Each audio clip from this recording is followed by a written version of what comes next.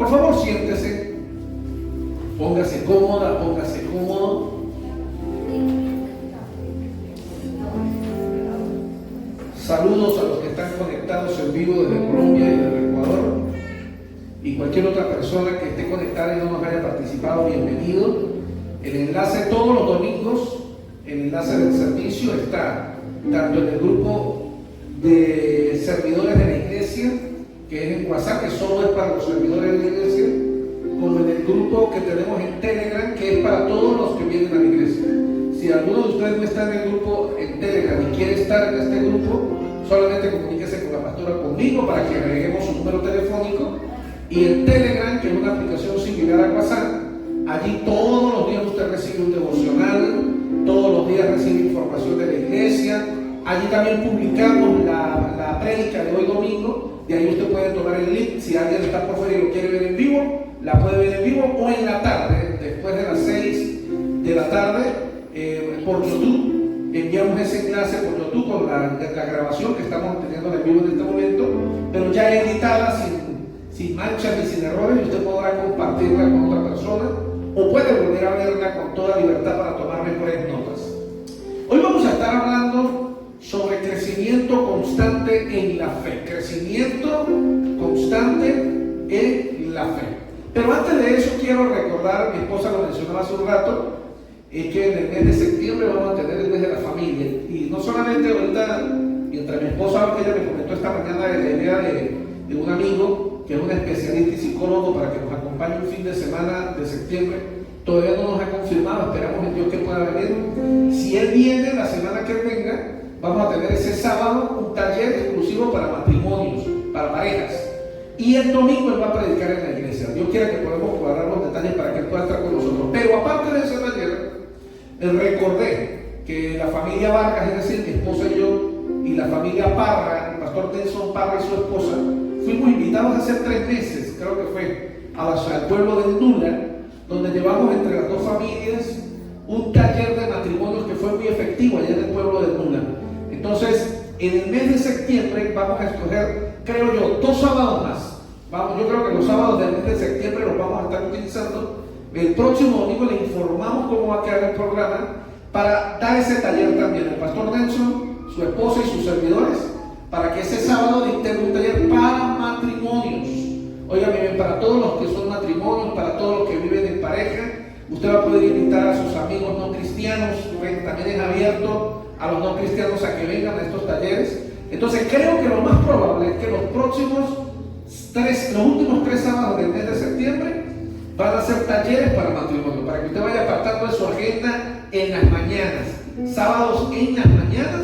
Creo que el próximo domingo se lo confirmo totalmente. 3 sábados seguidos vamos a tener taller de matrimonios o para matrimonios.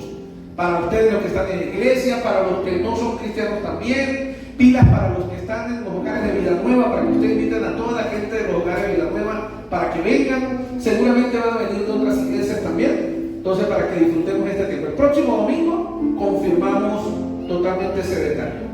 Crecimiento constante en la fe. Y vamos a ubicarnos, por favor, en la primera carta escrita por el apóstol Pablo a la iglesia de Corinto, en el capítulo 15, verso 58. Capítulo 15, verso 58, de lo cual voy a tomar solamente la primera parte del texto, el cual va a ser de bendición para nuestra vida sola. Crecimiento constante en la fe. Así que, hermanos míos, amados, estad firmes y constantes, creciendo en la obra del Señor siempre. Así que, hermanos míos, amados, estad firmes y constantes, creciendo en la obra del Señor siempre. Me estoy encontrando al apóstol Pablo hablando a la iglesia de Corinto, a que durante toda la carta les regañan, les llama a reflexión y les dice: ustedes necesitan estar creciendo en la obra del Señor siempre. Óigame bien, mi amado hermano, mi amada hermana, mis hermanos que están conectados con nosotros por las redes sociales. Los cristianos debemos tener clara nuestra identidad como hijos de Dios, como cristianos que somos.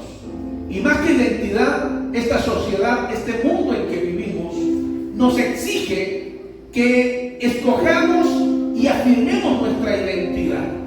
Si nosotros no estamos claros en nuestra identidad, este mundo nos lo exige, porque este mundo quiere cambiar nuestra forma de pensar, quiere establecer de qué manera debemos vivir. Y esto quiere decir que esta sociedad en la que vivimos espera de nosotros que tengamos una identidad étnica, una identidad sexual, una identidad vocacional y una identidad religiosa. Y es necesario que este mundo pueda ver en nosotros que tenemos una identidad muy clara sobre estos puntos que estoy mencionando. Y eso nada más y nada menos se llama identidad cristiana, que es lo primero que quiero hablar con usted. ¿Qué es la identidad cristiana? ¿O por qué debemos tener identidad cristiana?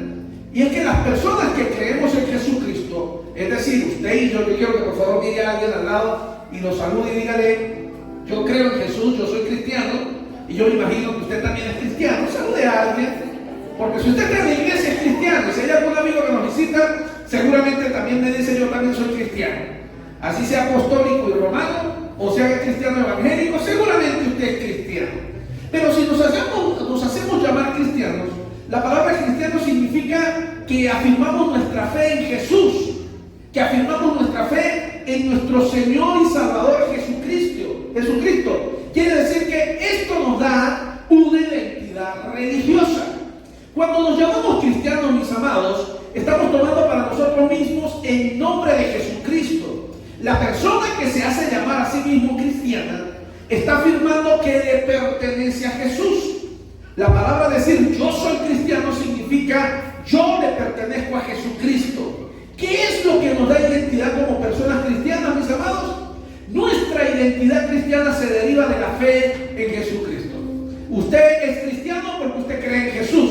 Usted es cristiano porque cree en Jesucristo, el Hijo de Dios, quien murió en la cruz del Calvario por sus pecados y quien nos ha hecho libres de toda enfermedad y de toda maldición. ¿Alguien puede decir amén y darle la gloria a nuestro Dios con un aplauso?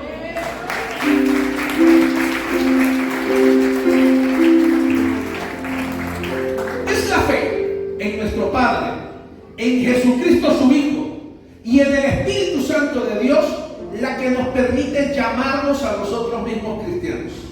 Ahora bien, la fe en Jesús no se queda solamente en el plano de las ideas, mis amados hermanos.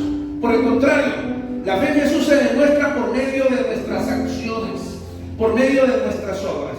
En Santiago 2.14 predicaba la semana pasada, que fue el tema que trabajé la semana pasada. Dice allí Santiago en el 2.14: hermanos míos, ¿de qué aprovechará si alguno dice que tiene fe y no tiene obras? ¿Podrá la fe salvarle? Usted y yo tenemos que tener claro que la verdadera fe tiene que ir acompañada de obras que manifiesten esa fe en la que usted y yo creemos o manifestamos tener. Por ejemplo, demostramos fe en Jesús cuando nos unimos a una iglesia cristiana donde podemos crecer en la fe de Jesucristo. Demostramos fe en Jesús cuando le adoramos de todo corazón. Demostramos fe en Jesús cuando oramos a Dios pidiendo dirección y protección para nuestras vidas. También demostramos fe en Jesús cuando estudiamos la Biblia, la cual es la palabra de Dios, buscando dirección y crecimiento espiritual. Demostramos fe en Jesús también cuando testificamos de su amor, compartiendo nuestra experiencia de Dios con otras personas. Esa es nuestra fe en Jesús. Eso es lo que tiene que ver, o lo que llamamos identidad cristiana. Yo me hago llamar cristiano porque hago estas cosas y aún más. Pero cuando se habla de identidad, cuando se habla de una fe constante que tiene que creer, la fe se relaciona con la conducta, mis queridos hermanos. Y es que todos estos elementos son importantes para la vida cristiana, lo que yo les nombré anterior. Tenemos que practicar las disciplinas espirituales para poder ser buenos cristianos, tales como congregarnos con otras personas de la misma fe para adorar a Dios, orar todos los días, orar con otras personas, adorar junto a otras personas a nuestro Dios, leer la Biblia. Esas son tareas que debemos practicar todos los que nos llamamos cristianos, y dar un excelente testimonio dentro y fuera de la casa de Dios.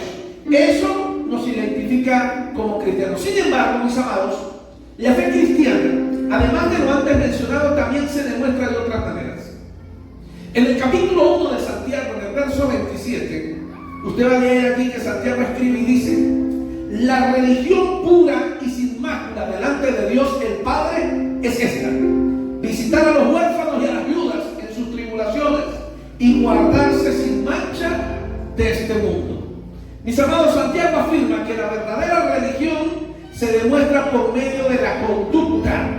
Repito, la verdadera religión a la que usted dice pertenecer, donde usted se hace llamar cristiano, se demuestra por medio de nuestra conducta diaria, por medio de obras de fe motivadas por el amor que Dios ha puesto en nuestro corazón. Por esto el apóstol Pablo, leíamos la semana pasada en Santiago 2:14, y de ahí en adelante voy a leer toda la porción donde Pablo toca el tema y dice: hermano mío, ¿de qué aprovechará si alguno dice que tiene fe y no tiene obras? ¿Podrá la fe salvarle? Y si un hermano o una hermana está desnudo y tiene necesidad de mantenimiento de cada día, y alguno de vosotros le dice: id en paz, calentados y saciados, pero no le dais las cosas que son necesarias para el cuerpo, ¿de qué aprovecha? Así también la fe, si no tiene obras, es muerta en sí misma. Pero alguno dirá: tú tienes fe y yo tengo obras. Muéstrame tu fe sin tus obras, y yo te mostraré mi fe por mis obras. ¿Tú crees que Dios es uno? Bien haces. También los demonios creen y tiemblan. Mas ¿quieres saber, hombre vano, que la fe sin obras es muerta? ¿No fue justificado por las obras de Abraham, nuestro padre, cuando ofreció a su hijo Isaac sobre el altar? ¿No ves que la fe actuó juntamente con las obras, y que la fe se perfeccionó por las obras? Y se cumplió la escritura que dice: Abraham creyó a Dios y le fue contado por justicia, y fue llamado amigo de Dios. En el verso 24 dice: vosotros veis pues que el hombre es justificado por las obras y no solamente por la fe. Asimismo también Rahab la ramera no fue justificada por las obras cuando recibió a los mensajeros y los envió por otro camino, porque como el cuerpo sin espíritu está muerto, así también la fe sin obras está muerta.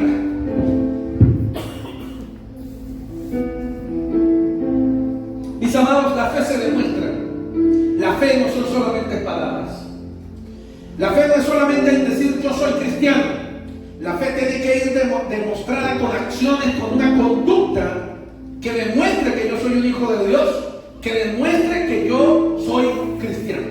Este mundo, mi querido hermano, está lleno de gente que se hace llamar cristiano, se hacen llamar cristianos, pero su vida, su conducta, sus acciones y su falta de obras realmente no mueve la mano de Dios ni sorprende a Dios de ninguna manera.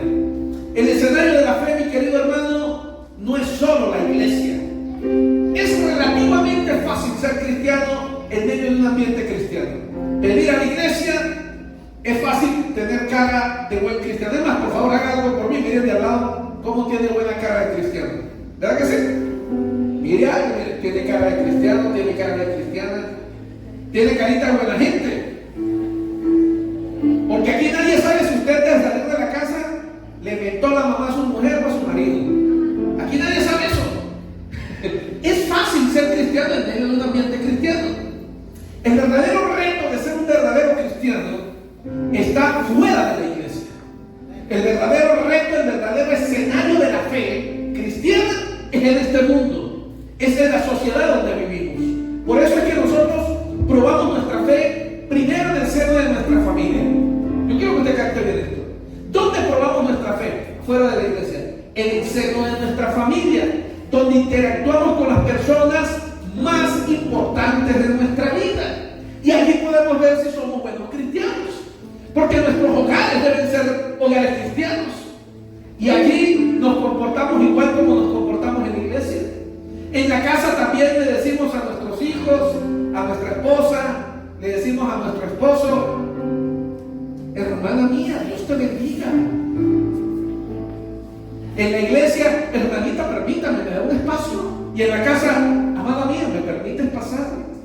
Amado mío, ya está servida la comida. Siéntate a disfrutar de los alimentos que he preparado con gozo y felicidad. Y el esposo le contesta a su esposa: oh, amada mía, qué gusto es disfrutar de esos alimentos deliciosos que tus manos han tocado y le han llenado del amor que profesa tu fe.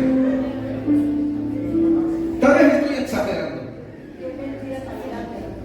Tal vez estoy exagerando. Pero no debería ser nuestra casa y nuestra familia el lugar donde se profesa la fe que decimos profesar. Que en nuestras casas haya problemas, dificultades, no estoy hablando de eso, eso es normal. Que en la casa de vez en cuando haya ambientes un poquito tensos, que tengamos alguna discusión, desacuerdos, esas cosas son normales. Pero nuestra casa también tiene que ser el lugar donde nos reconciliamos, donde pedimos perdón, donde nos arrepentimos y donde demostramos que Cristo está en nuestro corazón, porque bajamos la guardia, porque amamos a Cristo más que a nosotros mismos. ¿Cuántos están de acuerdo? Denle un aplauso al Señor por eso.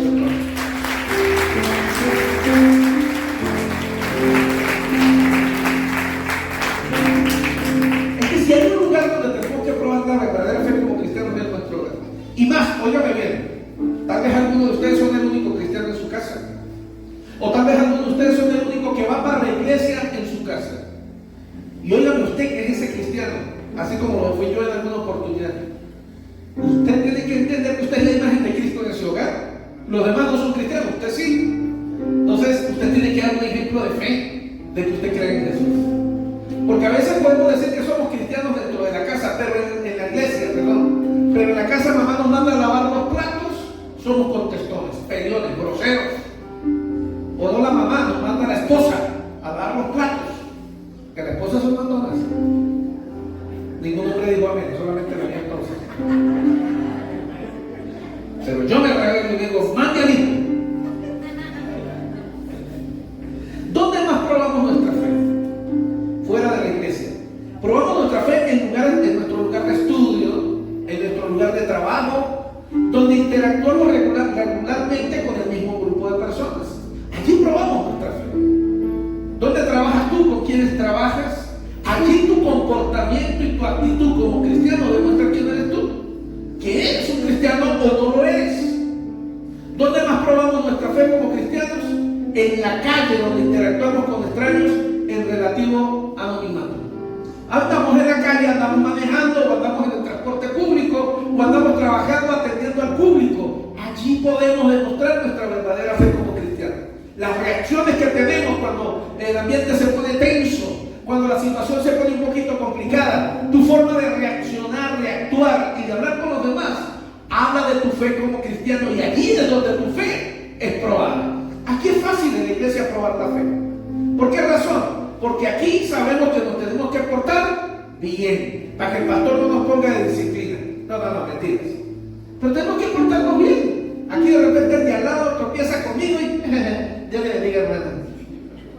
Pero cuando usted va montándose en el transporte público y alguien tropieza con usted, imagínense que está en la casa de Dios. Y también dígale: Dios le bendiga. Alguien se le sentó en el puesto que usted tiene apartado de la iglesia, dígale: Dios le bendiga. Cuando alguien le roba el puesto en la buseta o en el taxi o lo que sea, usted también dígale: Dios le bendiga. No se ponga a tener una actitud contraria a lo que es la fe cristiana, porque allí es donde se sabe si usted es un buen cristiano, un hijo de Dios. Y no porque alguien necesite saberlo, sino porque usted tiene que probar su propia fe delante de Dios. ¿Alguien puede decir amén? Ahora, también probamos nuestra fe cuando nos encontramos a solas, cuando nadie nos ve. ¿Cuáles son los pensamientos que nos asaltan cuando estamos a solas? ¿Cómo usamos el internet?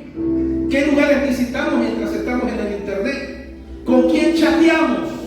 ¿Qué chateamos? ¿Qué escribimos en nuestras conversaciones con las personas por medio de las redes sociales? ¿Cuáles son nuestros planes para el futuro? ¿Cuáles son nuestros anhelos y deseos para el mañana? Esto también habla de nuestra fe como hijos de Dios. Por eso es muy importante, cuando hablamos de fe, agregar una tercera cosa, y es que nuestra fe tiene que estar relacionada con integridad. Diga conmigo: integridad. Este otro elemento que se llama integridad marca, o es el elemento que nos muestra nuestra fe como cristianos, tanto dentro como fuera de la casa de Dios.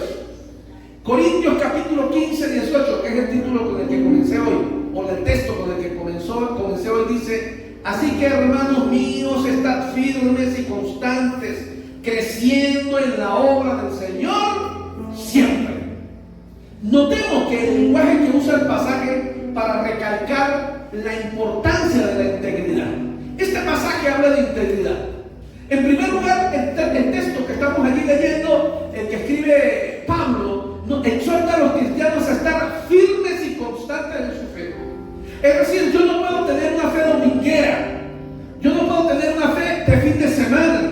Mi fe como cristiano, cuando yo digo ser cristiano, esa fe es constante, debe ser de lunes a lunes. Y entonces debería ser como la canción: yo me gozo el lunes, yo me gozo el martes, yo me gozo el miércoles, yo me gozo el jueves, yo me gozo el viernes, el sábado también, y al llegar el domingo, yo me gozo doble, porque tengo a Cristo. Esa canción es bastante viejita. Yo sé que los viejitos la cantaron conmigo. Ay Dios, se me dejaron ¿verdad? Mi vida como cristiano debe ser de domingo a domingo o de lunes a lunes. Yo no puedo pretender el día domingo ponerme con... Recuerda que en nuestra generación anterior, cuando yo era niño, era así. Y me imagino que más atrás nuestros abuelos. ¿Se acuerdan que ustedes, los que somos más de 40, 50 años, nos tenían la ropita dominguera? ¿Sí recuerdan la ropita dominguera? Que usted no se la ponía ningún día de la semana, era para puro domingo para ir para la iglesia. Sea que fuera católico o fuera evangélico, era la dominguera. Y el domingo usted se pone la pinta. Yo recuerdo una pintica que me tenía mi mamá y mi papá, de un chalequito azul, de rayitas así finiticas, y el pantalón era pegado de rayitas azul y la bota ancha, que en aquellos años estaban de moda la bota ancha, y unos suecos así como con taconcitos y todo. Sí, yo también soy de esa generación. Y los domingos uno sacaba el pecho que salía bonito y uno pasaba por el barrio y la gente lo quedaba uno mirando. Si le pasé, le quedaban mirando hasta también los domingos cuando iba por la iglesia. Le ponían la pintica del domingo. El problema con los cristianos es que se nos olvidó que la fe no es como la pinta del domingo ni como la ropa del domingo. La fe en Cristo Jesús debe ser constante todos los días. No es algo que yo me quito o me pongo o que me acomodo dependiendo de donde yo estoy. Si yo me hago llamar cristiano, yo debo ser cristiano en todos los lugares donde estoy. Alguien que le dé gloria a Dios y aplauda al Señor.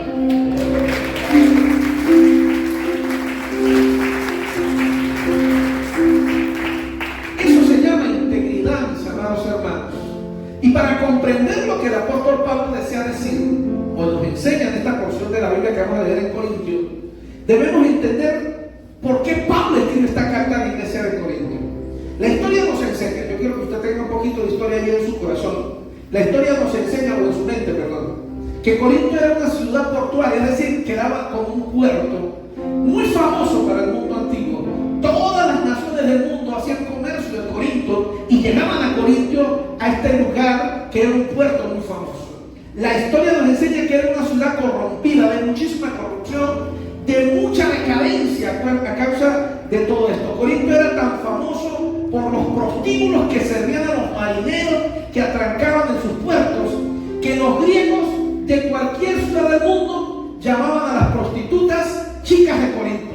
Cuando alguien decía las chicas de Corinto, se refería a las prostitutas de cualquier parte del mundo. Y era tan famoso Corinto en el mundo entero por esto, por la prostitución y por todo lo que se desarrollaba allí, que Corinto era una ciudad extremadamente usada de recursos económicos y que era muy famosa sobre todo por las cosas malas. Además, cuando leemos la carta de Corinto, vemos que esta era una iglesia problemática. Cuando Pablo le escribe a la iglesia que quedaba en Corinto, era una iglesia complicada, era una iglesia igual que su ciudad, con muchísimos problemas. La ciudad era un lugar problemático y la iglesia cristiana que quedaba en Corinto tenía muchos problemas. Le voy a nombrar una lista de algunas cosas para que usted pueda, aquí si quiere tomar nota, o en la tarde cuando vuelva a ver la prédica pueda detallarlo mejor. Por ejemplo, Pablo le escribe a la iglesia de Corinto, y en el capítulo 3 de primera de Corintios, porque ellos estaban divididos en grupos que luchaban unos contra otros por el control de la congregación. ¿Sabían que eso pasaba en Corinto? Los evangélicos peleando: no, yo mando más que usted, yo soy el líder de oración de alabanza, no, yo soy el de protocolo, yo soy el de seguridad, yo soy la mano derecha del pastor, yo soy esas discusiones que, valga la cuña, es muy normal escucharlas a veces ahora en las iglesias evangélicas, donde la gente anda frenando por cargos o por responsabilidades. Corinto tenía ese problema. Y Pablo, cuando escribe allí en el capítulo 3, le llama la atención por este problema. ¿Qué otro problema tenían la iglesia de Corinto? En el capítulo 6, del 15 al 20, Pablo le llama la atención porque los hombres cristianos de esta iglesia, había un buen grupo que acostumbraba a visitar los prostíbulos todavía. ¿Me entendió lo que le estoy diciendo? No solamente la gente del mundo, eso era normal, pero había cristianos que se congregaban en la iglesia de Corinto, eran evangélicos, venían a adorar a Dios y todavía visitaban prostíbulos. Eso sería como decir que algunos de los que ustedes están aquí visitan los prostíbulos y vienen a adorar a Dios con esa misma manita y con esa misma carita de santo. Gloria a Dios, eso no pasa. Imagínate que alguno de los que está aquí tuviera con ese mal hábito o esa mala costumbre. Pablo vio ese problema que existía en Corinto. Por ejemplo, ¿qué otro problema había en Corinto? En el capítulo 5 de la primera carta, dice que tenían una vida sexual desordenada, como el hombre que se acostaba con su madrastra. Usted va a leer allí que era un hombre que era líder de la iglesia y se acostaba con la mujer de su papá. Y Pablo le dice a la iglesia: ¿qué les pasa? Saquen a ese desgraciado de allí, échenlo para afuera de la iglesia. ¿Cómo va a tener una vida desordenada de esa manera y viene y ministra en la iglesia del Señor? Esas cosas, gloria a Dios, no pasan en nuestra iglesia. Imagínate que alguno que estuviera aquí presente estuviera montándole los cuernos a su mujer o en adulterio o en fornicación. El Señor nos guarde. Pero eso era un problema serio que vivía la iglesia de Corinto. Otro problema que tenía.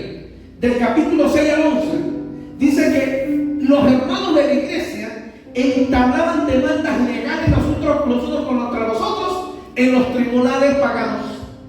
Es decir, tenían problemas legales dentro de la iglesia, hacían negocios entre ellos, salían mal, iban y se demandaban en el registro civil, se demandaban en el ministerio público, en la PTJ, en el 6CPC.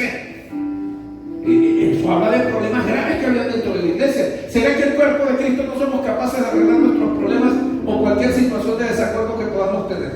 Ese problema lo tenía la iglesia de Corinto. O por ejemplo, otro grave y espiritual, en el capítulo 8 o en el capítulo 11, se habla de que se humillaban entre ellos mismos cuando compartían los alimentos o cuando celebraban la cena del Señor. Pues Pablo les escribe y les dice, si lo recuerdan, que en el capítulo 13, Pablo les escribe y les dice: cuando vengan a la cena del Señor, no vengan a matar el hambre, coman en sus casas y vengan a la cena del Señor, que la cena del Señor no es para matar el hambre. La cena del Señor es un acto religioso que tiene un algo simbólico muy lindo. Pero Pablo les escribe porque sucede que la cena del Señor se había convertido en un camachín. ¿Recuerdan para lo que en nuestros tiempos hacíamos camachines? Cada uno, yo traigo las empanadas, no, yo traigo unos espaguetis y todo el mundo revuelve y come. Imagínense que la cena del Señor era así en la iglesia de Corinto. Tenían problemas graves en este lugar. ¿Por qué? Porque no había integridad.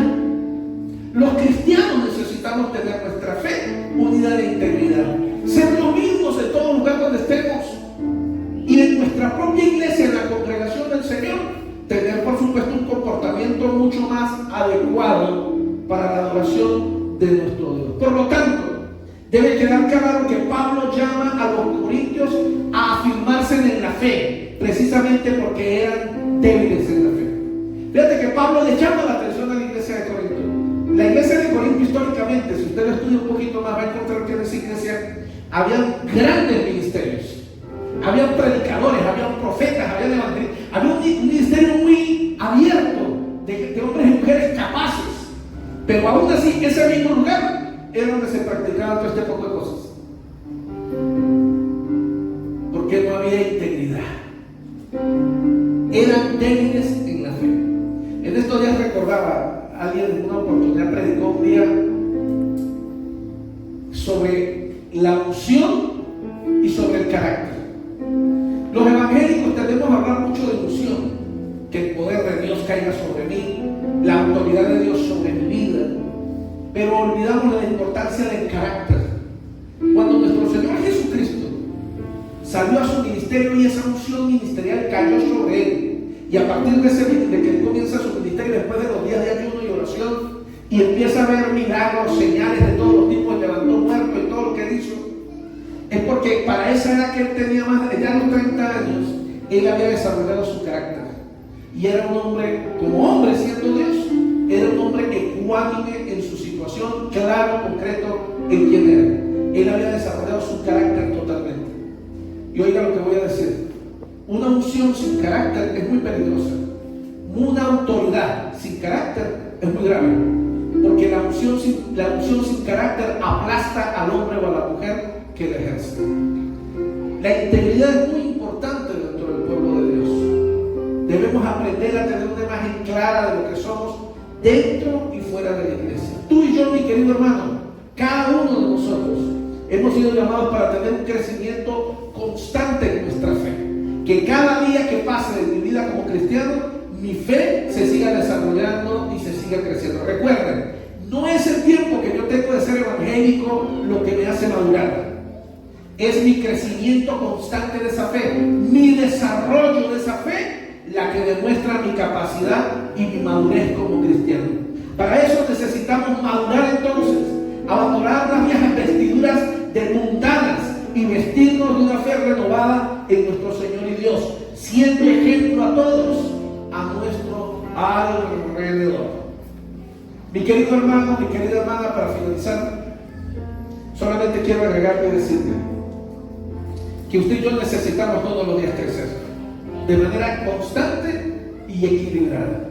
Y si en el camino tenemos un traspiés, no se preocupe, pida perdón, arrepiéntase y vuelva a su camino nuevamente a Cristo.